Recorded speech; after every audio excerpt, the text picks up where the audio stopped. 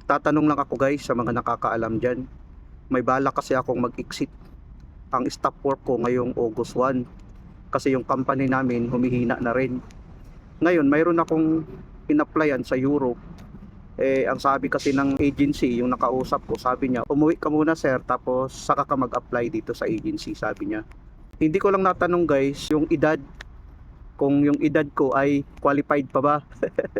Kasi ang edad ko ay 47 na. Ngayon, sa mga nakakaalam dyan, qualified pa ba kaya ako sa Europe? At ano yung mga requirements nila? Kasi sabi kasi ng agency nung nakausap ko, sabi kung mayroon kang degree sir, qualified ka. Gusto ko lang isigurado sa mga nag-apply dyan sa Europe as electrical technician, kung ano ba yung requirements na kailangan nila at kung qualified pa ba ako.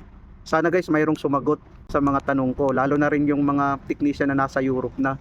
Pwede kayo mag-comment sa baba para naman masagot ko, para naman makita ko kung ano yung dapat kong gawin pag nasa Pilipinas na ako. May bala kasi ako guys mag-Europe. Lahat ng kasama ko kasi dati sa Qatar nasa Europe na rin ngayon. So ako lang yung nahuli. Kaya nga tinatanong ko rin kung yung edad ko qualified pa ba papuntang Europe. So yun lang guys, maraming salamat.